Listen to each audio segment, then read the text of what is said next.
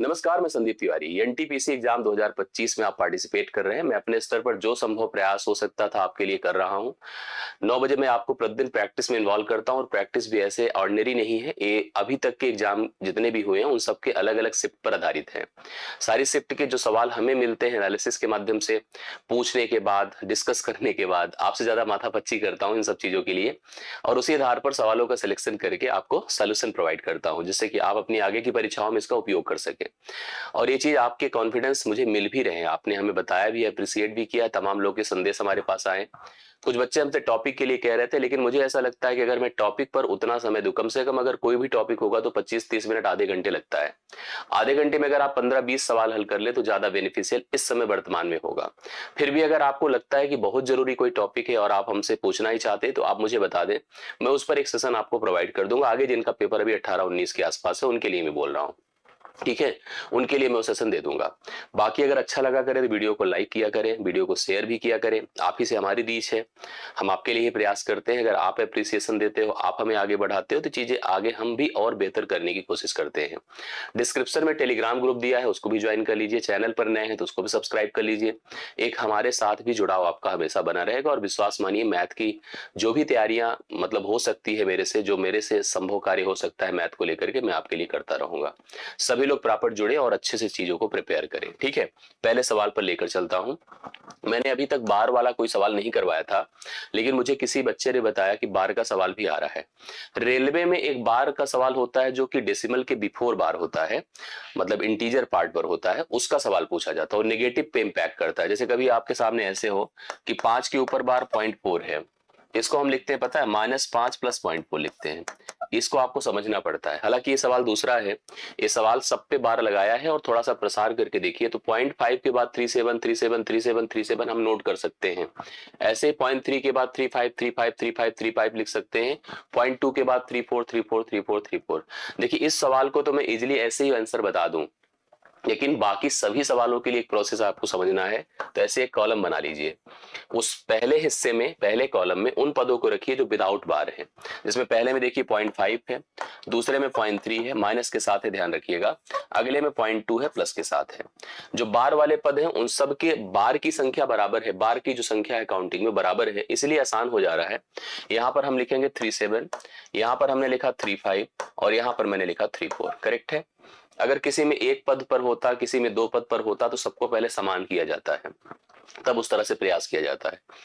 एक और कॉलम बना है, इसमें हमें इसी पद को जो 37 37 37 करके है, इसी को 2 बार दोहरा करके रख लेना चाहिए, केवल 2 ही बार, ठीक है। मैं सोचिए कि यहाँ 2 बार है इसलिए 2 बार दोहरा के रख लेने से जो कैरी एरी वाली टेंशन होती है वो दूर हो जाती है। हालांकि इसमें कोई इतनी समस्या आएगी नहीं इस सवाल में, लेकिन फिर भी एक बाय डिफॉल्ट प्रोसेस आपके पास हो, इसके लिए मैं ऐसे बता रहा हूँ, ठीक है। अब सुनिए क्या होगा। 7 से 5 घटेगा, 2 में 4 जुड़ेगा 6, 3 से 3 घटेगा 0, 3 ही होगा। अब इसका कोई इंपैक्ट आएगा नहीं क्योंकि इधर कोई कैरी जा नहीं रही है, इसको खत्म ही कर दीजिए।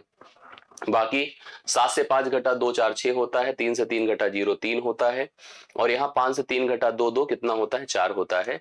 तो कुल मिला के अपने पास ये सवाल देखिए क्या बन जाएगा, 0.436 के ऊपर बार। यही आंसर है। यही आंसर होता तो डायरेक्ट लगा भी देते, बट ये ऑप्शन में है नहीं, इसका कन्वर्जन किया है।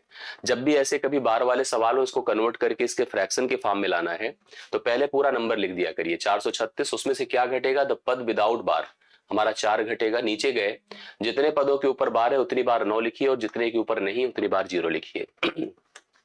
432 होगा डिवाइड बाई 990। एक स्टेप और आगे बढ़ सकते हैं, बट ऑप्शन में सब में 432 के हिसाब से दिया है, मतलब बिना कैंसिल करे ही दिया है, इसलिए अपना डी ऑप्शन इस सवाल का राइट सोल्यूशन हो जाएगा। तो पहला क्वेश्चन आप लोग प्लीज नोट करें और समझें और अगले सवाल पर आगे बढ़ें। अगला सवाल देखो, एवरेज स्पीड का है। एवरेज स्पीड का सवाल बन रहा है। औसत चाल पूछा है। औसत चाल मैं आपको बता दूं, औसत चाल क्या होता है। औसत चाल हमेशा कुल तय की गई दूरी बटा कुल समय होता है, ठीक है। औसत चाल बराबर होता है कुल दूरी जो एक यात्रा में आप फॉलो करते हैं, तय करते हैं, बटा कुल समय होता है। इसके आधार पर अगर मुझे करना है इस सवाल को सॉल्व तो आप मेरी बात को समझिएगा। 120 किलोमीटर की दूरी पहले तय किया 60 की गति से, फिर 120 किलोमीटर की दूरी तय किया, उसको भी 60 की गति से 80 की गति से तय किया। दो समान चालें हैं, समान दूरियां हैं, दूरियां देखिए समान है कि नहीं, चालें अलग अलग हैं। एक बार 80 चाल है, एक बार 60 चाल है, एक बार 80 चाल है। जैसे आप घर से स्कूल जाएं, स्कूल से घर लौट कर आए, दूरी तो बराबर तय किया, बट जाते समय चाल कुछ थी, आते समय चाल कुछ है। इस तरह के सवालों को हल करने के लिए, औसत चाल निकालने के लिए, अगर हम इसको पहली चाल ए मान लें, इसको दूसरी चाल बी मान लें, तो जो एवरेज स्पीड होगी वो twice A B divide by A plus B हो जाती है। करेक्ट है, आप इसका उपयोग कर सकते हैं सीधा सीधा। तो हम लिख सकते हैं 2 गुणे 60 गुणे 80 कर दीजिए, बटा यहाँ पर 60 प्लस 80 कर दीजिए। ठीक है, समय गंवाना नहीं है, समय वेस्ट नहीं करना है, जल्दी से चीजों को ग्रैप्स करना है। ये हमारी डिमांड और रिक्वायरमेंट्स इस समय की, वर्तमान की होनी चाहिए। यहाँ पर हम लिखते हैं 2 लिखते हैं और 60 लिखा मैंने, 80 लिखा, डिवाइड बाई 80 60 कितना होता है 140। एक जीरो खत्म हो गया, दिख पा रहा है आपको, 2 सते 14 होता है। ठीक है, 8 छंगे 48, 480 हो गया, 480 को हमने 7 से भाग किया, 7 छंगे 42 होता है, 42 6 48 6 जीरो 7 8 56 होगा।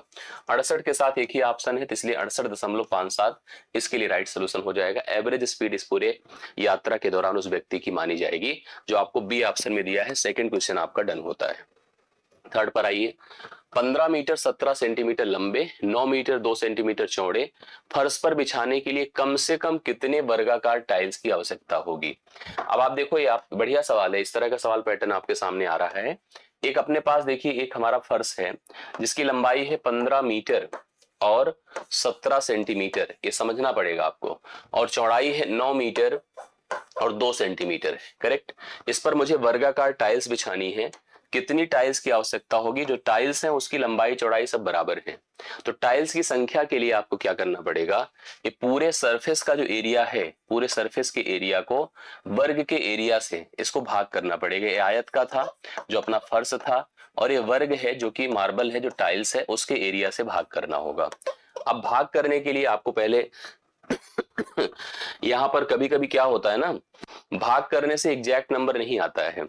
इसने सवाल कहा है कितनी, कम से कम कितनी वर्गाकार टाइल्स की आवश्यकता होगी। तो आप एक काम करिए, सबसे पहले जो मैं आपको बता रहा हूं ध्यान से देखिएगा, कंफर्म हो जाएगा। सबसे पहली चीज, अपनी जो लेंथ है, वो लेंथ को सोचिए कितना है, 15 मीटर और 17 सेंटीमीटर। हम सब जानते हैं कि 1 मीटर बराबर 100 सेंटीमीटर होता है। ऐसे करके चलिएगा, 15 मीटर को 1500 कर दीजिए, 17 जोड़ दीजिए, इसको 1517 हम लिख सकते हैं, 1517 सेंटीमीटर कर सकते हैं। ऐसे इसको हम जानते हैं कि 9 है 2 है, तो 902 लिख सकते हैं, इसको 902 सेंटीमीटर लिख सकते हैं। अब एक ऐसी संख्या आप सोचिए, दरअसल हमें चाहते हैं कि हमें वर्गाकार टाइल्स के लिए, अगर भाई सीधी सी बात है, हम इसको मल्टीप्लाई करके भाग तो करेंगे नहीं, हम एक ऐसी संख्या सोचेंगे जो प्रत्येक को पूर्णतः डिवाइड कर दे। इसने लिखा कम से कम कितनी वर्गाकार टाइल्स की आवश्यकता होगी। इसके लिए सबसे पहले उन वर्गाकार टाइल्स को निकालने के लिए, उनको पता करने के लिए एक ऐसी संख्या सोचिए जो प्रत्येक को पूर्णतः विभाजित कर दे, लंबाई की तरफ से भी और चौड़ाई की भी तरफ से। यही तो आपको समझना है। यहाँ पर सबसे पहले हमें क्या करना पड़ेगा, एक ऐसी संख्या सोचनी पड़ेगी जो दोनों को पूर्णतः डिवाइड कर दे। और दोनों को पूर्णतः डिवाइड करने का मतलब क्या होता है कि इनका हमें जीसीडी अर्थात हमें एचसीएफ निकालना होगा। किसका एचसीएफ निकालना होगा? 1517 और 902 का। ये ऐसे आंकड़े हैं, थोड़ा सा कैलकुलेशंस में इसमें समय लगेगा, लेकिन अगर थोड़ा ध्यान से सोचेंगे तो आपका जरूर कैंसिल हो जाएगा और जरूर समझ पाएंगे हम लोग कि इसका एचसीएफ क्या हो सकता है। बाकी नहीं समझ में आता तो भाग विधि अपने पास है। हालांकि हम क्या कहते हैं, इसमें डिफरेंस करके भी सोच सकते हैं। जैसे आप इन दोनों का डिफरेंस करिए, 7 से 2 कितना होता है? 5 होता है। भाई अगर एक प्रोसेस है, भाग विधि से आप इसका एचसीएफ निकालो, अपने को वही चाहिए। आप कम से कम मुझे एक ऐसी संख्या दो जो दोनों को काट सके, तब तो मैं उसी आधार पर लंबाई सोचूंगा, मतलब लेंथ की तरफ सोचूंगा कितनी टाइल्स लगे, और ब्रेथ। दरअसल मैं ये चाह रहा हूं ना कि हमें लेंथ की तरफ कितनी टाइल्स लगा दें और ब्रेथ की तरफ कितनी टाइल्स लगा दें। इसको पता करने के लिए सबसे पहले एक ऐसी संख्या बताइए जो दोनों को काट सके, तभी तो हो पाएगा। तो इसीलिए मैं मासा निकाल रहा हूं, 7 से 2 5। बाकी डिवीजन मेथड से आप कर सकते हैं, लेकिन ऐसे देखिए 7 से 2 5 होता है, एक होगा यहाँ पर भाई एक, और 15 से 9 6 होगा, 615 आया। अब 615 को काटने के लिए थोड़ा 615 का फैक्टर सोचिए, ऐसे ही हो पाएगा, नहीं तो टाइम टेकन होता है। 615 का फैक्टर जैसे मैंने 3 से देखिए डिवाइड किया, 3 दूना 6, 3 पचे 15, सही है, यस 3 से गया। अभी एक बार और देखिए 5 से जा रहा है, 5 चौके 20, 5 एक के 5, 41 आ रहा है ना। मैं आपको बता दूं 41 इसको भी काटेगा, 41 इसको भी काटेगा, और इसका एचसीएफ कितना हो जाएगा? 41 हो जाएगा। अगर एचसीएफ 41 होगा तो मुझे ये सोचना है कि यहाँ पर लंबाई की तरफ हम कितनी टाइल्स रख सकते हैं। इसके लिए मैंने 1517 जो लेंथ है इसको मैंने 41 से भाग किया। 41 से जब आप इसको भाग करेंगे तो 41 3 बार जाएगा, 3 बार जाएगा। यहाँ पर अभी इसमें 51 देखिए, 3 1 के 3, 3 चौके 12। तीन एक के तीन, तीन चौके 12, फिर 7 बार जाएगा मेरे ख्याल से। एक बार चेक कर लेता हूं मैं। देखिए 100 कितना है, 1517 है। मैंने 41 से भाग दिया, थोड़ा कैलकुलेशन है इसमें। 3 बार गया, तीन एक के तीन, तीन चौके 12 होता है। 11 से 3 8 होता है, और 4 से 2 2 होता है, 7 7 बार गया। मैंने कहा ना 37 आया। ऐसे मैंने 41 से इसको भी भाग किया। 41 दूना 82 होता है, 82 उसके बाद फिर कितना, फिर 82, 22 हो गया। तो आपको 37 गुणे क्या करना है, 22 करना है। 37 गुणे 22, ठीक है। 22 सते कितना होता है, 154 की 4 हासिल 15, 22 दिया 66। 66 में अगर हम 15 जोड़ते हैं तो कितना होगा, 22 दिया 66, 66 में 15 जोड़ दिया तो 66 10 76, 76 और एक कितना होता है, देखिए यहां पर करिए। 22 दिया 66, 66 में 15 जोड़ा तो कितना होता है, 66 10 76, 76 5 कितना होता है, 76 5 81, तो 815। 815 देखिए ऐसे बनकर आ रहा है, जैसे अगर हम लोग यहाँ पर, सॉरी 815 क्यों, 2 सत्ते 14 होगा ना, 22 सत्ते 154 4 होगा। इस हिसाब से 800 कितना आ रहा है, 14, सॉरी 15 क्यों आएगा, 814 टोटल टाइल्स की आवश्यकता होगी। इधर सर हम लंबाई की तरफ कितनी टाइल्स रख पाएंगे, 37, और चौड़ाई की तरफ कितनी टाइल्स रख पाएंगे, 22। दोनों का गुणा कर देने से पता चलेगा कम से कम इतनी हमें वर्गाकार टाइल्स की आवश्यकता होगी। आ रही बात है समझ में। ये सवाल देखने में छोटा है लेकिन ऐसे कंफ्यूज कर देता है, और कैलकुलेशन इसमें समझना बहुत इंपॉर्टेंट है। नहीं कैलकुलेशन क्लियर कर पाएंगे तो कंफ्यूज होंगे। अगले सवाल पर आइए। एक दुकानदार है निम्नलिखित 3 योजनाओं का प्रस्ताव देता है कि कौन सी योजना ग्राहक के लिए बेहतर है। ग्राहक चाहता है कि अधिकतम छूट, ग्राहक हमेशा अधिकतम छूट चाहता है, जो अधिकतम छूट होगी वही ग्राहक के लिए बेस्ट होगी। अब इसमें जो अधिकतम है, मैक्सिमम है, वही ग्राहक के लिए बेहतर है। उसने 30 और 25 20 की 2 क्रमिक छूट दे दी। 5 खरीदने पर 8 सामान दे दिया, समझ रहे हैं, 5 खरीदने पर 8 सामान का मतलब होता है कि 5 खरीदने पर 3 सामान फ्री दे दिया, और इसने 8 सामान की खरीद पर 4 सामान फ्री दे दिया। तो पहले क्रमिक को सिंगल बनाने के लिए आप क्या करोगे, 30 + 20 माइनस 30 गुणे 20 बटे 100, समझ रहे हैं। तो 50 में से आप क्या करिए, 50 में 2 जीरो खत्म करिए, 6 घटा दीजिए, 44% की छूट यहां से दिखेगी, जो आपकी पहली छूट है। दूसरा कह रहा है 5 खरीदे 8 पाए, तो 3 सामान फ्री मिले जाएं, तो 3 गुणे 100 बटे आप 8 कर दीजिए, क्योंकि 8 टोटल आपने सामान लिया है, तो दुकानदार से वही सामान लिया जो दुकानदार 8 सामान के भाव में बेचता, लेकिन आपको तो 5 ही के प्राइस में दे दिया है, इसका मतलब 3 फ्री में दे दिया है। 4 दूना 8 होता है, 4 25, यहाँ 75 बटे 2 होगा, 37.5 हो गए, तो छोटा ही हो गया। इसमें 8 खरीदने पर 4 फ्री दे दिया है, मतलब उसने 12 सामान हमको दिया है, तो मैंने लिखा 4 क्योंकि फ्री में दिया है, गुणे 100 बटे मैंने 12 कर दिया। 4 तिया 12, यहां से करने से 33.33 आएगा। तो सबसे बड़ी छूट आपके पास 44 के रूप में है, और जो पहली ही है, तो पहली छूट ग्राहक के दृष्टिकोण में सबसे उपयुक्त और सबसे बेहतर छूट मानी जाएगी। जो चौथा सवाल आपका डन होता है। नेक्स्ट देखिएगा, 5वां क्या कहता है, किसी धनराशि पर प्राप्त साधारण ब्याज मूल राशि का 4/9 है। जो साधारण ब्याज है मूल राशि का 4/9 है। तदनुसार यदि वार्षिक ब्याज की दर की संख्या और संबंधित वर्षों की संख्या एक समान रही हो, ये सवाल बहुत बढ़िया है और आपको कंफर्म करना चाहिए। इस लाइन को पढ़ने से कंफर्म हो रहा है कि ऊपर का मान साधारण ब्याज है और नीचे का मान मूलधन है। मतलब मूल ब्याज और मूलधन में जो रिलेशन है, ये ब्याज है और ये मूलधन है, कि अगर हमने 9 रुपए कहीं जमा किया तो अपने को 4 रुपए ब्याज मिल रहे। लेकिन इस बात को क्लियर करने के लिए, इस कैलकुलेशंस के लिए एक चीज निर्धारित है, जो दर है और जो समय है, दोनों संख्यात्मक रूप में समान है। अगर जैसे हम ऐसे कह रहे हैं कि 10% की दर हो तो 10 ही वर्ष का समय है, लिखा है तदनुसार यदि वार्षिक ब्याज की दर की संख्या और संबंधित वर्षों की संख्या एक समान है, तो दर को अगर मैंने R% लिया है तो समय भी अपना R ही वर्ष होगा। मैंने आपको पढ़ाते समय भी हमेशा ही बताया कि दर और समय को मिला दिया करिए। तो दर जो R% है, इसको R/100 कर दीजिए और इसको R से गुणा कर दीजिए, तो ये हो जाएगा R²/100, R²/100। यही एसआई होता है और यही प्रिंसिपल होता है। जो इनका कॉम्बिनेशन बनता है, जो अनुपात बनता है रेशियो, उसी का ऊपर का मान एसआई और नीचे का मान प्रिंसिपल होता है। इसको आप 4/9 से ऐसे कंपेयर कर दीजिए। 100 ऊपर जाएगा तो R² बराबर कितना हो जाएगा पता है, 400/9 हो गया। तो R का मान कितना हो जाएगा, √400/9 हो गया। 400 का मतलब 20 होगा और 9 का मतलब कितना होगा, 3 होगा। 3 छंगे 18, 6 सही 2/3 वर्ष, या 6 सही 2/3 हमसे समय पूछ रहा है कि क्या दर पूछ रहा है, वर्ष पूछ रहा है, कोई बात नहीं, एक ही बात है। चाहे आपसे वर्ष पूछ ले, चाहे आपसे समय पूछ ले, एक ही बात है। अब यहीं पर यह भी हो सकता है ऑप्शन में कि 6 साल कितने महीने अब 2/3 अगर वर्ष है उसको महीने में कन्वर्ट करिए, 3 चौके 12, 4 दूना 8, 8 महीना मतलब 6 साल 8 महीना भी लिख सकते हैं। ये भी ऑप्शन में आपके लिए एक आंसर के रूप में अलग से विकल्प हो सकता है, इसको जरूर ध्यान दीजिएगा। ठीक है, अगले सवाल पर आइए। 2 वर्षों के लिए 11% वार्षिक ब्याज की दर से किसी निश्चित राशि पर चक्रवृद्धि ब्याज 4642 से समान अवधि और समान दर हेतु साधारण ब्याज की गणना हमको करके बतानी है। करेक्ट है। आइए बहुत ही आसान बता देता हूं मैं आपको इसको। साधारण ब्याज जो होता है आपको मैं बता दूं, वो प्रतिवर्ष समान होता है। प्रतिवर्ष क्या रहता है, ऐसा सवाल बनता है, प्रतिवर्ष क्या रहता है, समान रहता है। अगर आपकी ब्याज दर जो है 11% है, ठीक है, तो 2 साल में जो साधारण ब्याज होगा, अभी पीछे भी डिस्कस किया, वो 22% हो जाएगा केवल। जबकि अगर चक्रवृद्धि ब्याज की बात करिए तो चक्रवृद्धि ब्याज आपका 11 प्लस 11 प्लस 11 गुणे 11/100 अर्थात सतत के हिसाब से चलेगा, तो 11 22 हो गया, प्लस यहाँ पर 11 ग्राम में 121 1.21 हो जाएगा, मतलब यह 23.21 हो जाएगा। ये 23.21% होगा चक्रवृद्धि ब्याज और 22% होगा साधारण ब्याज। सवाल में हमसे कह रहा है कि चक्रवृद्धि ब्याज आपको 4642 दिया है, ठीक है, और यहाँ चक्रवृद्धि ब्याज कितना है, 23.21% है। इसका मान ही आपको 4642 दिया है। आपसे साधारण ब्याज पूछ रहा है तो 22 का मान आपसे पूछा जा रहा है, ठीक है, 22% का मान पूछा जा रहा है।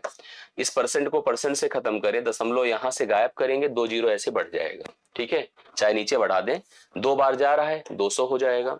200 का गुणा 22 से करिए, 22 दूना 44 होता है, 4400 रुपए साधारण ब्याज के रूप में मिलेगा, जो ऑप्शन नंबर आपको डी में दिख रहा है। बढ़िया सवाल था, ऐसे सवाल की कनेक्टिविटी तय कर लीजिए, सेट कर लीजिए, जिससे कि आप सवाल अगर एग्जाम में मिले, क्वेश्चंस मिले, तो आप उसका सोल्यूशन जरूर करके आए। नेक्स्ट क्वेश्चन पर आइए। एक आदमी अपनी आय का 24% मकान के किराए में, पूछ रहा है व्यय के सवाल, 62% अपने परिवार पर व्यय करता है और शेष आय की बचत करता है। यदि उसकी बचत जो होती है वो 6300, सवाल आसान है लेकिन पैटर्न में है, उसकी कुल आय क्या है। आय उसकी 100% है और हम सब की 100% है। क्या किया उसने, 24% रेंट दे दिया, किराया, 24% के बाद अपनी घर की जरूरतों में 62% अपने परिवार पर व्यय किया, 62%, कुल मिला के उसने खर्च कितना किया, 4 2 6 होता है, 6 2 8, 86% उसने खर्च कर डाला टोटल। अब उसकी बचत बताइए आप कितनी होगी। अगर हम 100 में से 86 निकालते तो बचत हो गई 14%। इस 14% का मान आप बताइए कितना दिया है, 14% का मान आपको दिया है 6300। सवाल क्या कहता है, 100% का मान आप बताओ कितना हो जाएगा। सभी लोग कैलकुलेट करके इसको डिसाइड कर सकते हैं, ठीक है। आइए, 7 दूना 14 होता है, 7 9 63 है, 900 हो गया, ठीक है। 2 से इसको काट दे, चाहे इसको, देखिए 50 बार गया, 50 का गुणा करें, 9 पचे 45, 9 पचे कितना होगा 45, 45 के बाद 2 जीरो ए 1 जीरो ए, 45,000 रुपए उसकी आय थी, जो ऑप्शन नंबर सी में आपको दिया गया है। तो सी ऑप्शन, 45,000 रुपए उस व्यक्ति की टोटल इनकम थी। कभी वार्षिक पूछ लेता है, कभी इस पर सतत का उपयोग दे देता है, जो आपसे दे दे आप लोग क्लियर कर सके, कंफर्म कर लीजिएगा। अगले सवाल पर आता हूं लेके। ये आपको देखिए द्विघात समीकरण का सवाल दे रहा है, और द्विघात समीकरण हर शिफ्ट में जो मुझे जानकारी मिल रही है आपसे पूछा जा रहा है। एक द्विघात समीकरण है 3x² - 2√6x, ठीक है, प्लस 2 बराबर 0। कह रहा है इस सवाल में कि मूलों के योगफल और गुणनफल का योग बताओ।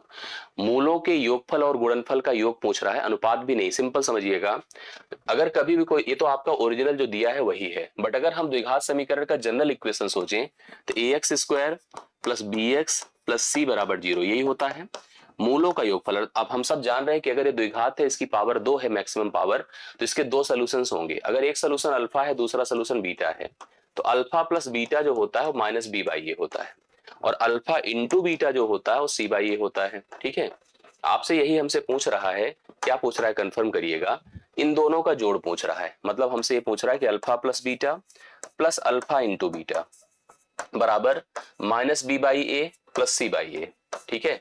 तो आप इसको क्या लिख सकते हैं, c - b/a, अगर हम लोग डायरेक्ट सोच लें तो अपने को कोई प्रॉब्लम ही नहीं है। आप अगर इसको कंपेयर कर लें इसके साथ, तो a का मान कितना है, 3 है, b का मान कितना है, x का गुणांक -2√6 है, और c का मान कितना है बताएं, 2 है। आप इनका उपयोग करिए, लाइए देखिए कैसे होता है।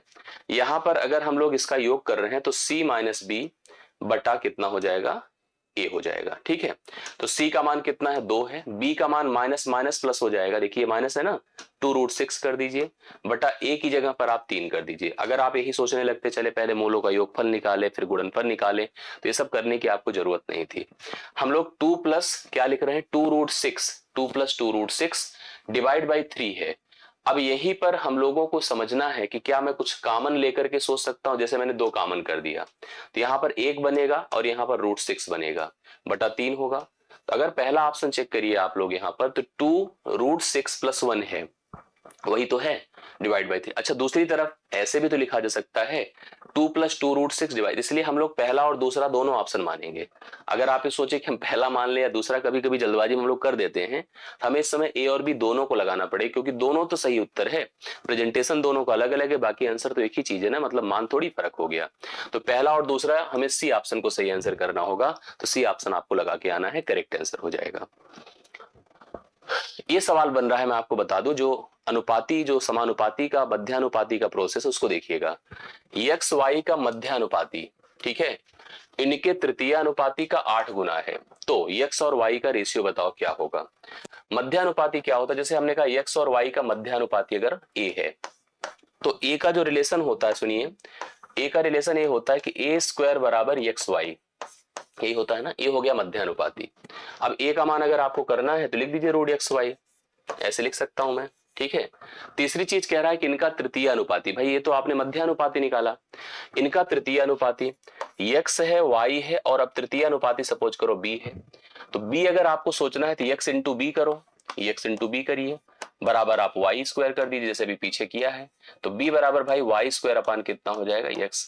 सवाल में कहता है कि एक्स वाई का जो मध्यानुपाती है तृतीय अनुपाती का 8 गुना है। ठीक है, अब मध्यानुपाती कौन है, a है, देख पा रहे हैं आप लोग, तृतीय अनुपाती कितना है, a है, कह रहा जो मध्यानुपाती है तृतीय अनुपाती का 8 गुना है, तो आप लोग यहां पर इन दोनों का अगर रेशियो a और b बना दें, a और b का, तो a और b का रेशियो क्या होगा पता है, देखिए होगा √xy बटे वाई स्क्वायर अपान एक्स होगा, तो एक्स तो ऊपर ही चला जाएगा, हाँ, और वाई स्क्वायर यहां रहेगा बराबर 8/1 होगा, क्योंकि यही तो बोला है 8:1 है। हमसे एक्स वाई का रेशियो पूछ रहा है, अब इसी से कंपेयर कर लो, एक्स वाई का रेशियो अपने आप बन जाएगा, कोई ऐसी प्रॉब्लम नहीं आएगी। जैसे अपने पास सिचुएशन क्या हो गई, इस समय परिस्थिति की बात करा जाए तो यहाँ पर दोनों की पावर एक्स वाई के ऊपर, मतलब अगर देखा जाए तो रूट में लिखा गया है और ये आपका मान एक्स है, नीचे आपका वाई स्क्वायर है, तो इस हिसाब से चीजें जनरेटेड हैं, आप लोग समझिएगा, क्लियर हो जाएगा। अब इसको आप लोग कुछ ऐसा सेट करें कि यहाँ से हमें एक्स वाई को एक प्रॉपर रिलेशन के फॉर्म में हम निकाल सके। आइए मैं आपको समझाता हूं, एकदम क्लियर देखिएगा। वाई स्क्वायर को उधर ट्रांसफर कर दे और इसको ऐसे रहने दे, मैंने देखिए लिखा √xy, ध्यान से देखिएगा, √xy इंटू आप x कर दो, ये हो जाएगा 8y स्क्वायर, कितना हो जाएगा 8y स्क्वायर, दोनों पक्षों का वर्क कर देने से रूट गायब हो जाएगा, तो सिंपली xy हो जाएगा इंटू x हो जाएगा बराबर 8×8 = 64, y की पावर 4 हो जाएगा, करेक्ट है। y x के एक पावर को खत्म करके y की पावर कितना कर देगा, 3 कर देगा, तो यहां पर ये हो जाएगा x स्क्वायर बराबर 64 इंटू वाई की पावर कितना हो जाएगा 3, तो x स्क्वायर कर दीजिए बटा आप यहाँ पर y क्यूब कर दीजिए बराबर 64 बटे कितना कर दें 1 कर दें। अब इसका वर्गमूल करना होगा, इसका घनमूल करना होगा, अगर हमें एक्स वाई को निकालना है प्रॉपर तो यही करना ही पड़ेगा और कोई इसमें चारा ही नहीं है।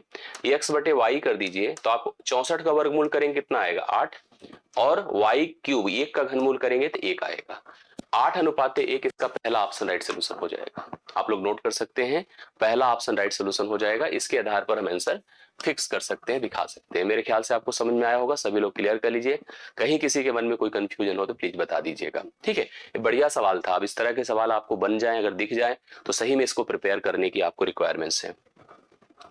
अर्जुन को धारा की दिशा में 40 किलोमीटर तैरने के लिए, धारा की दिशा में जब तैरता है वो तो उसे पानी का साथ भी मिलता होगा, 5 घंटे लगता है, मतलब उसकी अनुकूल चाल पता चली। अनुकूल चाल का मतलब होता है जिसमें उसकी भी चाल है और धारा की चाल भी है। जबकि उसे जब धारा के विरुद्ध लौटना हुआ तो 24 किलोमीटर तैरने के लिए 2 घंटे लगते हैं। उसकी स्थिर जल में चाल, यहाँ थोड़ा सा मुझे जहां तक लगता है कि ये जो स्थिति आई है ये आपको रिवर्स दिया है, दरअसल 24 किलोमीटर तैरने के लिए 2 घंटे लगते हैं जब धारा के विरोध में जाता है, तो ये थोड़ा सा मतलब जैसे समझ में मतलब ये होता है ना कि एक्सेप्टेबल नहीं है। इसको रिवर्स आप कर दो तो शायद ये सवाल बन जाए, जैसे 2 इसके लिए कर दें या 5 इसके लिए कर दें, समझ रहे, अपने आप सेट हो जाएगा। या फिर ऐसा कर देते कि जो ऊपर की लाइन थी वो धारा के किस में हो जाती, विरुद्ध हो जाती। जो ऊपर की लाइन थी वो धारा की दिशा नहीं होती, धारा के विरुद्ध। क्योंकि आप खुद सोचो कि अगर हम धारा के साथ में चलेंगे और मेरी गति 8 किलोमीटर प्रति घंटे होगी, तो धारा के विरुद्ध में क्या मेरी गति दोबारा हो जाएगी? संभव ही नहीं है। ठीक है, या तो आप इसको 4 कर देते तो सेट हो जाता, सवाल एक बन जाता। मतलब हम आपको अगर यही लेकर चलना है तो मैं आपको थोड़ा समझा देता हूं, मैं आपको क्लियर कर दूं, एकदम परेशान मत होइएगा। ठीक है, इसको 2 की जगह आप 4 बना दो। ठीक, अब हो जाएगा सवाल। धारा के जब मैं अनुकूल जा रहा था, अनुकूल का मतलब मेरी चाल धारा के साथ थी, तो मैंने 40 किलोमीटर को तय किया 5 घंटे में, तो मेरी गति कितनी बनकर आई? 8 किलोमीटर प्रति घंटे आई। ये अनुकूल चाल है, यू। ठीक, और जब प्रतिकूल में गया, धारा के विरोध में गया, तो मैंने क्या किया? देखिए 24 किलोमीटर की यात्रा को तय किया 4 घंटे। मैंने 4 लिखा ना वहां पर, यस 4 लिखा है, तो 4 के हिसाब से मुझे जो चाल मेरी बनकर आएगी 6 किलोमीटर प्रति घंटे बनकर आएगी। ये v का मान है। जब आपको अनुकूल और प्रतिकूल चाल दी हो तो ऐसे में आप नाव की चाल, स्थिर जल में धारा की चाल सब निकाल सकते। तो स्थिर जल में तैरने की गति पूछ रहा है तो x = u + b/2 हो जाएगा। अर्थात यहां पर 8 और 6 आप जोड़ दो, बटा आप 2 कर दें, 8 6 14 बटे 2 कितना हो जाएगा? 7 किलोमीटर प्रति घंटे हो जाएगा। ये उसकी स्थिर जल में चाल होगी, स्थिर जल में चाल होगी। आप सभी लोग इसको समझ सकते हैं, नोट कर सकते हैं, मेरे ख्याल से क्लियर हुआ होगा। ऑप्शन नहीं है क्योंकि मैंने सवाल को रिवर्स किया है, चेंज किया है। आप हो सकता है इसको जैसे 5 और 2 बना देते, 2 उधर कर देते, 5 नीचे कर देते तो बन जाता, क्योंकि 2 रखते हुआ 20 किलोमीटर प्रति घंटा हो जाता, और 5 यहां रखने से शायद जो है चीजें सेट हो जाती। या इसको आप विरोध का कर देते 8 और अनुकूल का कर देते 12, तो 12 8 20 बटे 2 कहीं 10 है, हाँ बन जाता। देखिए अगर उस सवाल में आप ऊपर विरोध का कर दे, इसको मतलब प्रतिकूल कर दे, इसको अनुकूल कर दे, तो सवाल बन जाता। ठीक है, उस ऑप्शन को मैच कर जाता। हालांकि जैसे मैंने लिया उस हिसाब से करने से आपका उत्तर 7 किलोमीटर प्रति घंटे आएगा। जब आपको अनुकूल चाल पता हो और प्रतिकूल चाल पता हो तो आप शांत जल में नाव की चाल आप पता कर सकते हैं u + b/2 करके, और धारा की चाल यहीं पर अगर आपसे पूछता तो u - b/2 करके आपको आंसर पता चलता। समझ में आ रही बातें? अब आइए हम लोग बढ़ते हैं नेक्स्ट क्वेश्चन पर। देखिए अगला सवाल क्या है, 11 नंबर। 3400 रुपए में एक लेख बेचकर, लेख मतलब कोई आर्टिकल है जो एक राइटर लिखता है, अनु को उतना ही नुकसान हुआ जितना उसे 5.5% लाभ पर बेचकर लाभ प्राप्त हुआ था। यदि वह रुपए 4500 में बेचता है तो उसका लाभ प्रतिशत ज्ञात करिए, क्या होगा। कह रहा 3400 रुपए में अगर उसने कोई लेख बेचा तो अनु को नुकसान हुआ, और कितना नुकसान हुआ पता है? जितना उसे 5.55% के लाभ पर बेचकर लाभ प्राप्त हुआ था। समझ रहे मेरी बातों को? यदि वह 45 रुपए में बेचता है तो उसका लाभ प्रतिशत बताओ कितना है, ये हमको कंफर्म करना है। समझ रहे हैं ना? आइए मैं आपको बताता हूं। जैसे देखो अगर कोई वस्तु की प्राइस है, जैसे कॉस्ट प्राइस है, समझिएगा बातों को। कॉस्ट प्राइस से अगर हमने उसको डाउन करके बेचा तो मुझे निश्चित तौर पर हानि होगी, मतलब हानि पर बेचा है, और उसने हानि पर बेचा भी है। कितने में बेचा है? 3400 में। कह रहा है कि 3400 में उसे उतना ही लाभ है अगर वह जितना 5.55% के लाभ पर लाभ प्राप्त करता उतना ही नुकसान उधर हो गया है। तो क्रय मूल्य तो एक ही है, और लाभ या हानि परसेंट दोनों क्रय मूल्य पर आधारित होते हैं। इससे हम क्या कर सकते हैं पता है? क्रय मूल्य निकाल सकते हैं। जैसे 5.55 को भी आपको बहुत समझना पड़ेगा, नहीं तो आप 5.55 लेकर चलो तो भी खत्म हो जाएगा। मैं आपको बता दूं 5.55 को हमें समझना क्या है। जैसे जो 5 होता है वो 20% होता है। 5 जो होता है 5/100 कर दिए 20% होता है। ये 5 से थोड़ा ऊपर है, जितना ही ऊपर होगा उतना ही वैल्यू परसेंटेज में नीचे आएगी। जैसे अगर आप ये समझो कि 20% अगर 20 1/20 जो होता है 5% होता है, तो आप 1/20 से नीचे जाओ तो 5 के ऊपर परसेंटेज बढ़ेगा। समझ रहे हैं? जितना ही आप नीचे जाते जाएंगे उतना ही परसेंटेज का मान बढ़ता जाएगा। 1/19 होता है 19। अब 1/19 को थोड़ा परसेंटेज में कन्वर्ट करके देखिए, 19 × 5 = 95, दशमलव लगा 50। अब फिर क्या होगा बताइए? 19 × 5 = 95 हुआ। जैसे अगर हम लोग इसको करते हैं, या हम इसको ऐसे करें, देखिए मैं आपको बता दूं, अगर हम 1/, इसको क्या कर दे 18 कर दे, 1/18 कर दे, 18 से क्या होगा पता है? अगर हम इसको 100 से गुणा करते हैं, देखिए समझे, 2 × 9 = 18, 2 50 बार, 9 पचे 45, 5.55 यही बनता चला जाएगा। मतलब इसको छोड़ दीजिए, 1/18 होगा इसका मान, किसका? 5.55 का। इसका मतलब हम समझ गए कि अगर हमारा क्रय मूल्य 18 है तो हमें एक का क्या हुआ है, लाभ और हानि दोनों आप समझ सकते हैं। एक का लाभ हुआ या एक की हानि हुई है। तो अब एक की हानि के बाद अगर मान लो इसी लाभ को हमने हानि कह दिया तो हम बेचेंगे कितने बताइए? बेचेंगे 17 में। तो इसका मतलब इसका मान 17 था और हमें 18 का मान निकालना होगा, तब जाकर हम क्रय मूल्य पर पहुंचेंगे। 17 दूना 34 होता है, 200 हो गया। 200 को 18 से गुणा करिए, खरीदा कितने में था? 3600 में। कितने में? 3600 में खरीदा था। अब 3600 में खरीदा था, अब कितने में बेचना चाह रहा है? 4500 में। फायदा होगा? बिल्कुल होगा। 2 जीरो खत्म हो गए, ठीक है। 9 चौके 36 होता है, 9 पचे 45 होता है।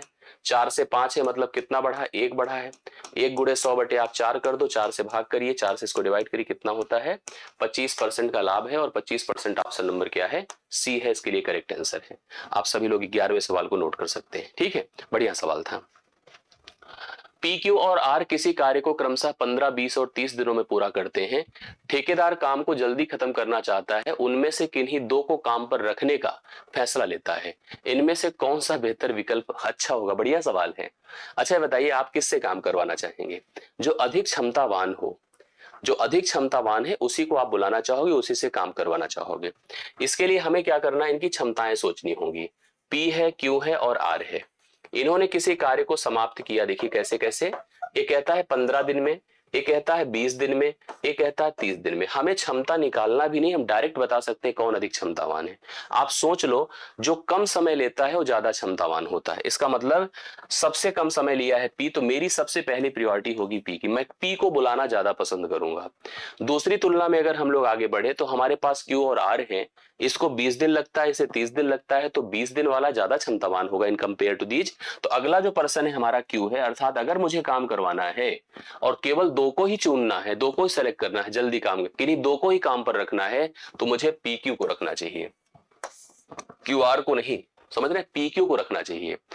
थोड़ा सा इसको और जज करिए, मतलब अभी पी क्यू अपने दिमाग में आया है क्योंकि एक ऑप्शन ने दिया है, इसलिए मैंने क्या किया, यहां पर पहले टोटल काम बना लिया, ठीक है। इसकी क्षमता 4 है, 15 चौके 60, 4 काम करेगा प्रतिदिन, ठीक है। इसकी क्षमता 3 है, 3 काम करेगा प्रतिदिन। इसकी क्षमता 2 है, 2 काम करेगा प्रतिदिन। अगर हमने इनको इनको मिला दिया तो 4 3 7 काम होगा, इनको इनको मिला दिया तो 5 काम होगा, और इनको इनको मिला दिया तो यहाँ पर 6 काम होगा। तो अगर हम बात करें सबसे अधिक क्षमता की, तो 7 काम से ही हमको काम करवाना है, तो पी क्यू ही अपने सवाल का सही विकल्प हो जाएगा। हाँ, अगर मान लीजिए जैसे यहाँ पर लिखा था पी क्यू और क्यू आर, अगर जो मान पी क्यू का होता जुड़कर वही अगर क्यू आर का होता, तब हम दोनों को सिलेक्ट कर सकते थे, किसी एक को भी। समझ रहे? तो फिलहाल अपने को पी क्यू सिलेक्ट करना, यही राइट सोल्यूशन होगा। कोई कार 144 किलोमीटर की दूरी 1.8 घंटे में तय कर सकती है। 20% अधिक चाल से अगर चलती तो यह दुगनी दूरी कितने समय में तय हो पाती? मतलब चाल को उसने बढ़ाया, तो चाल को बढ़ाने के बाद उसने कहा कि हम अगर डबल डिस्टेंस को कवर करना चाहते हैं तो कितना समय अपने को लग जाएगा उस यात्रा को तय करने में। चाल ऐसे है, क्या बताइए? चाल है 144 बटे कितना? 1.8। क्यों? क्योंकि चाल बराबर दूरी बटा क्या कर दीजिए? समय। करेक्ट है? यस, समझते चलिए, कंफर्म है। बहुत एकदम ज्यादा इधर उधर नहीं फंसाना चाहते, एकदम नॉर्मल बता रहा हूं। 0 18 8 144 है, 80 किलोमीटर प्रति घंटा भी चाल है। कितना? 80 किलोमीटर प्रति घंटा चाल है। चाल को बढ़ाइए 20%, ठीक है। 20% हम बढ़ा रहे हैं, ध्यान से देखिएगा। 20%, 20% का मतलब क्या हो जाएगा? 1/5 होता है, सबको पता है। 5 16 12 80, 16 जोड़ी 96 हो गई। इसकी चाल हो गई 96 किलोमीटर प्रति घंटा। दूरी कितनी है? दूरी अभी 144 थी, बट डबल करना है हमको, दूना। दूना करिए, 288 हो जाएगा। 288 को हमने किससे भाग कर दिया? 96 से, ठीक है। अब आप इसको काटिए, देखिए कितना होता है। काटते हैं, देखिए 16 से कट, 16 छके 96, 16 एक के 16, 16 अट्ठे 128 होता है। करेक्ट है? 6 से काटिए, 2 3 6 है, 2 अट्ठे 2 9 18 है। मतलब 6 3 18, वैसे ही डायरेक्टली हम क्यों इतना कर रहे हैं मुझे समझ में नहीं आ रहा है, ठीक है। 6 3 18 करेक्ट है, तो उसे कितना घंटा लगेगा? 3 घंटा। 3 घंटे में वो डबल डिस्टेंस को कवर कर लेगा। जो डिस्टेंस आपकी 144 थी वह 288 अगर हो जाए तो वो उसको 3 ही घंटा लगेगा, अगर उसने अपनी स्पीड को 20% बढ़ाया था। तो 20% बढ़ाने पर अगर डबल डिस्टेंस कवर करनी है तो 3 घंटे का वक्त लगेगा। अब इस सवाल को देखिए, कह रहा है x प्लस 1/x बराबर अगर 1 है तो आपसे पूछा x की पावर 36 माइनस x की पावर 21 प्लस 5 का मान अपने को बताना है, क्या हो जाएगा। आई ट्राई करते हैं, मैं आपको समझाता हूं, देखिए इसका प्रोसेस क्या है। ठीक है, एकदम कंफर्म करिए, एकदम क्लियर हो जाए, कोई ऐसी बात नहीं। हम लोग अगर सोचे, जैसे देखिए यहां पर अगर हमारे दिमाग में आ रहा है कि x plus 1/x is equal to 1 है, तो मैं वैल्यू सब्स्टिट्यूट करके भी जा सकता हूं, कि वैल्यू के आधार पर भी आप आंसर दे सकते हैं, कोई ऐसी बड़ी प्रॉब्लम नहीं है। हम लोग क्या कर लें, कुछ ऐसा मान सोच ले x का जो कि रखने से यह मान 1 हो जाए। जैसे आप ये सोचो कि अगर हम लोग x का मान 1 ले लेते हैं तो 1 प्लस लेकिन 1 होकर के 2 हो जाएगा, तो ये संभव तो है नहीं। अब इसी आधार पर हमको सोचना पड़ेगा कि हमें ऐसा क्या सब्स्टिट्यूट कर दूं कि इसका मान 1 हो जाए। अगर आप ये सोच रहे हैं कि हम कोई वैल्यू सोच करके इसको जस्टिफाई कर दें तो पॉसिबल नहीं है। इसके लिए थोड़ा सा आपको एक्सप्रेशन पर भी काम करना होगा। अगर इसको थोड़ा सा प्रयास करो तो आप इसको क्या लिखोगे, एक्स स्क्वायर प्लस 1 बराबर एक्स होगा, मतलब x square minus x plus 1 बराबर 0 होगा। हम लोग यहां से एक फैक्टर्स क्रिएट कर रहे हैं और हम इसके लिए क्या और सोच सकते हैं, इसको सोचिए। जैसे अगर हम बात करें कि हम इसके लिए कोई ऐसा मान एक्स वर्ग का या एक्स क्यूब का कुछ इस प्रकार से प्लान कर सकते हैं, सोच सकते हैं, तो मैं आपको बता दूं कि ये अपने पास देखिए एक एक्सप्रेशन बन गया कि भाई हम ऐसे लिख लें इसको, जैसे कि एक्स स्क्वायर भाई माइनस एक्स से प्लस 1 है, कुछ इस प्रकार से हमने लिखा यहाँ पर। तो अब इससे हमें कोई एक्स का मान क्रिएट होता दिख रहा है। X square minus x plus 1 अगर 0 लिखा हुआ है तो हम एक तो ऐसे भी जा सकते थे, जैसे हम आपको बता दें कि आप इसको ऐसे करिए, देखिए लिखिए एक्स स्क्वायर माइनस एक्स बराबर, आप माइनस 1 लिख सकते हैं, हाँ लिख सकते हैं। एक्स अगर हम कॉमन कर ले तो एक्स स्क्वायर एक्स माइनस 1 होगा कि नहीं होगा, बोलिए है, यस माइनस 1 कर दीजिए। यहां से क्या आ जाएगा पता है कि एक्स बराबर कितना हो जाएगा, एक तो हम लोग जैसे ए से पुट कर दे, एक्स इज इक्वल टू अगर हम लोग माइनस 1 ले लें, इसकी जगह पर ऐसे पुट कर दे इक्वल टू माइनस 1 ले ले, तो एक्स क्यूब भी कितना होगा बताइए, माइनस 1 ही होगा, एक्स क्यूब भी माइनस 1 होगा। अब हमको यहां पर इसको ऐसे ही कुछ क्यूब में प्रेजेंट करना होगा। कैसे लिखना होगा पता है, यहां पर अगर हम इसको क्यूब कर दें तो इसकी पावर कितनी हो जाएगी, 12, 12 3 36।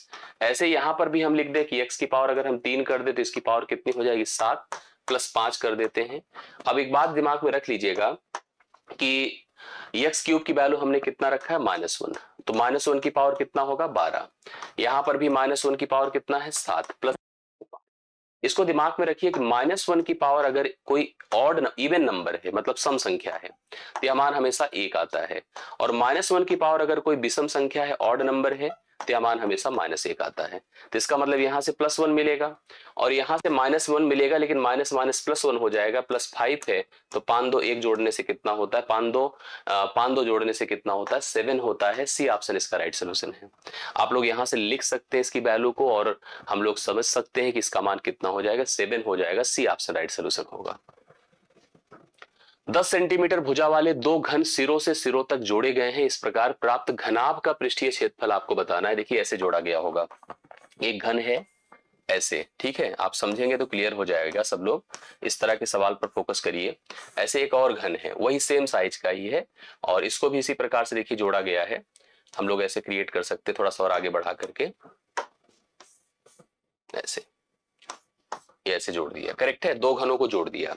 अब इससे क्या हुआ कि जो घनाभ नया बना, भाई घन था तो उसकी भुजा 10 थी, लेकिन घनाभ की जो लेंथ होगी वो 10 हो जाएगी, लेकिन उसकी ब्रेथ भी 10 रहेगी और हाइट 10 ही रहेगी। सॉरी, यहां पर जब आप इसको जोड़ेंगे देखिएगा तो 10 10 इसकी लेंथ कितनी हो जाएगी, 20 हो जाएगी, लेकिन उसकी लेंथ, उसकी ब्रेथ एंड हाइट में कोई परिवर्तन नहीं होगा। जो उसकी ऊंचाई रहेगी वही उसकी चौड़ाई, पहले से जो 10 थी 10 ही बनी रह जाएगी, उसमें कोई परिवर्तन नहीं आएगा।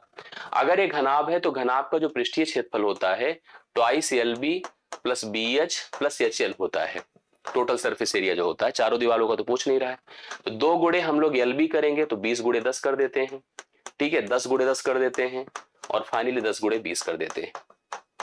अब इसको हल कर डालिए तो 2 गुणे कितना है, 200 200 400 एक 500 है, तो 500 गुणे आप 2 कर दो तो 1000 हो जाएगा।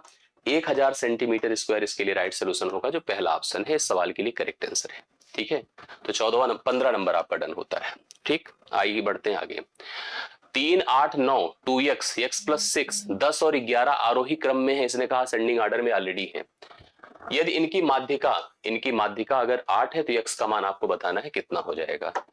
अगर हमारे पास देखिए जो क्रम में लिखे गए टर्म्स हैं, 3 है, 8 है, 9 है, 2x है, x प्लस 6 है और यहाँ पर 10 है, यहाँ पर 11 है। इसने कहा कि अगर इनकी जो मीडियन है 8 है तो पहले टर्म्स को काउंट करिए, 1 2 3 4 5 6 7, टोटल 7 है। अगर यहाँ पर टर्म्स ऑड होते हैं, ऑड मतलब विषम होते हैं, ठीक है, और ऑड की संख्या कितनी टोटल यहाँ पर टर्म्स है 7 है, तो जो इनकी मीडियन होती है माध्यिका, वो माध्यिका होती है n+1 divide by 2, tooth term, not tooth term, ठीक है। तो n कितना है 7 है, 7+1 करेंगे 8/2 मतलब फोर्थ टर्म, तो फोर्थ टर्म इसकी माध्यिका हो जाएगी, पहला दूसरा तीसरा चौथा, दिस इज मीडियन। तो आप यहाँ पर क्या लिख सकते हैं मीडियन बताएं, 2x इक्वल टू कितना 8, तो x इक्वल टू कितना हो जाएगा 4, x इक्वल टू 4 हो गया। तो हमसे सवाल में x का ही मान पूछा था, तो x की वैल्यू कितनी हम लोग लिख सकते हैं 4 लिख सकते हैं, 4 इसके लिए राइट सोल्यूशन होगा। आप सभी लोग लिख सकते हैं, कंफर्म कर सकते हैं। और ये एकदम सिंपल प्रोसेस था, बट इस तरह के मीडियन के सवाल आप लोग तैयार कर लीजिए। आगे बढ़ता हूं।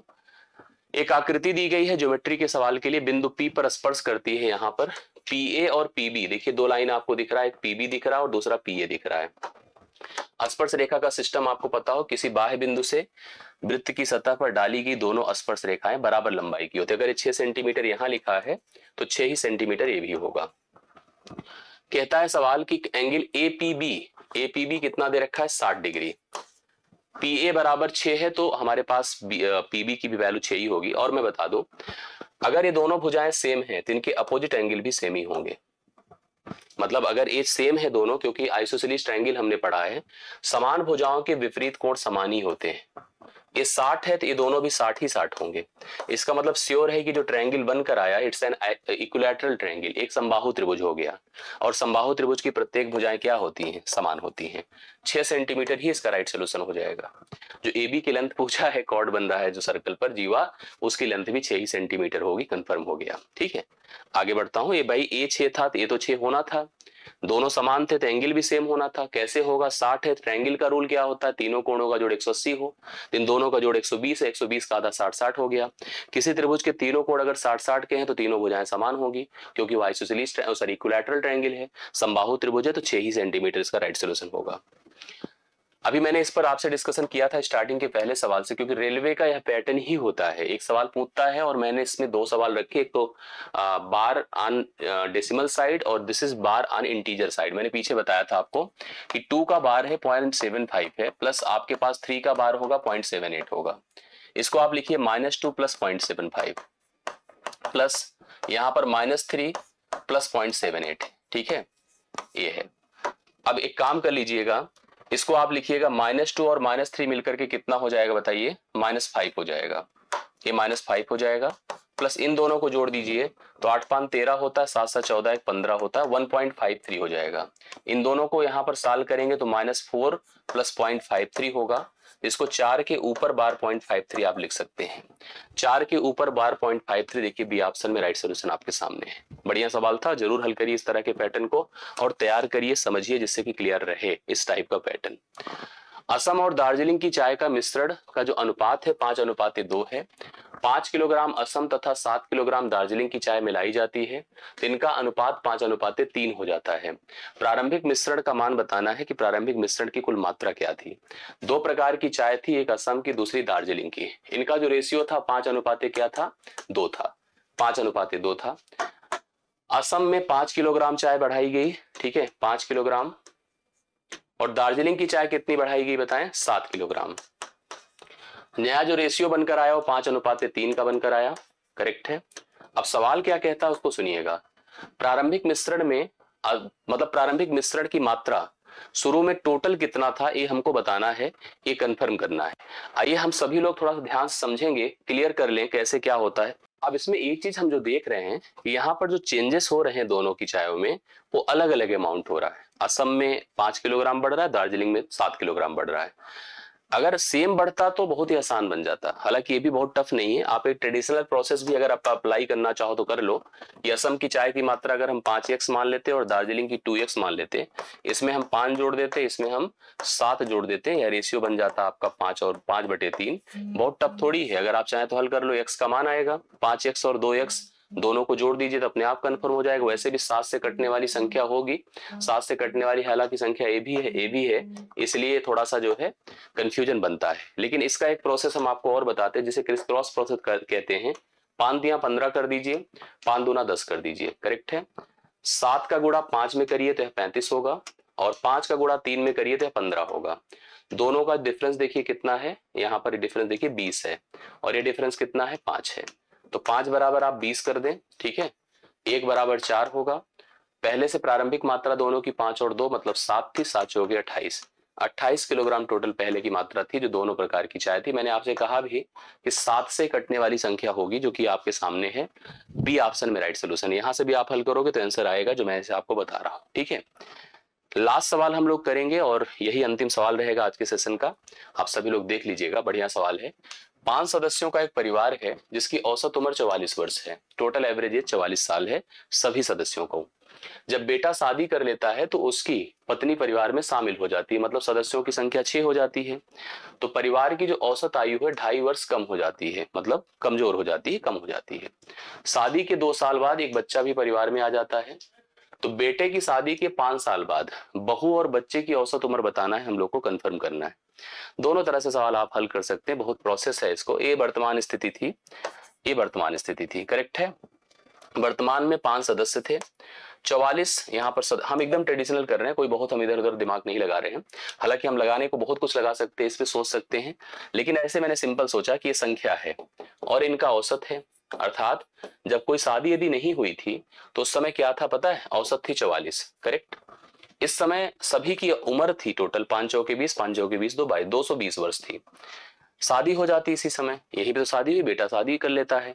अब यहाँ पर एक सदस्य बढ़ गया। अगर हम चाहें तो हम बता दें आपको कि जो परिवार की सदस्य जिसकी बहू जो जिसको बेसिकली है उसकी उम्र क्या है, यही बताना चाहो तो आप बता दो, क्योंकि एक सदस्य देखिए बढ़ा है, यहीं पर सदस्यों की संख्या 6 हो गई, औसत में तो कमी आई ना। कितने कमी आई, 2.5 वर्ष की, 2.5 वर्ष कमी हो गई। आप एक काम करिए, इस पुरानी औसत को लीजिए, नई संख्या को लीजिए, 2.5 से इसका गुणा करिए। 2.5 से गुणा करने का मतलब 15 होगा, 15 घटा दीजिए, 15 घटाते 14 से 5 9 होता है 30। 29 वर्ष थी जब शादी हुई थी उस लड़के की, और उसमें बहू की उम्र 29 साल थी जब वो शादी की थी। लेकिन अब क्या होता है कि शादी के 2 साल बाद, मतलब इसके 2 साल बाद हम लिखते हैं, एक बच्चा हो जाता है, परिवार के सदस्यों की संख्या 7 हो जाती है, ठीक है। लेकिन हमको 5 साल बाद जाना है, 5 साल बाद जाना है, मतलब 3 और इसमें जुड़ेगा जब बेटा 3 साल का हो जाएगा, ठीक है। अब ऐसे भी सोच लीजिए, यहां पर बेटा जब 3 साल का, मतलब 3 साल का हो गया, इस समय जो बेटा जो पैदा हुआ था वो 3 वर्ष का है, और ये बहू कितने साल की हो जाएगी बताइए आप, 29 5 34 साल की हो जाएगी। अब हमसे यही सवाल कहा है कि आप बताओ इस समय बहू और बेटे की औसत उम्र बताइए। औसत के लिए दोनों को जोड़ दीजिए, 34 3 37 होता है, 37 बटा 2 कर दीजिए, 18 दूना 36, 18 दशमलव कितना हो जाएगा यहाँ पर 5, 18.5 वर्ष यहाँ पर इस समय बहू और बच्चे की औसत उम्र है। यही तो हमसे पूछा है, आराम से आप लोग कंफर्म कर सकते हैं, ठीक है। तो तरीके बहुत हैं समझने के और अप्लाई करने के। आई होप आपको सब क्लियर हुआ होगा। मैंने कुछ सेशन में पार्ट छोड़े हैं, जैसे त्रिकोणमिति नहीं लिया, ऊंचाई धुरी नहीं लिया, देख रहा हूं अलग अलग जगहों पर यूज है, अलग अलग तरह के, अलग हर सत्र में मैं ले रहा हूं। प्रत्येक प्रैक्टिस शीट को आप देखिए, अगर आगे का पेपर है तो जितने 5-6 पीछे करवाए सब हल कर डालिए, बहुत फायदा देगा। अब इस तरह के जो सवाल आपको दिख रहे हैं ये आपके लिए बहुत बेनिफिशियल होने वाले हैं। कैसा लगा सेशन कमेंट करके बताइएगा, अगर कोई डाउट है तो कंफर्म जरूर कीजिएगा, और कोई अगर डिमांड हो सुझाव हो तो आप हमें कमेंट करके अपडेट करिएगा। थैंक यू सो मच, सभी को बहुत बहुत धन्यवाद। मिलता हूं नेक्स्ट क्लास में।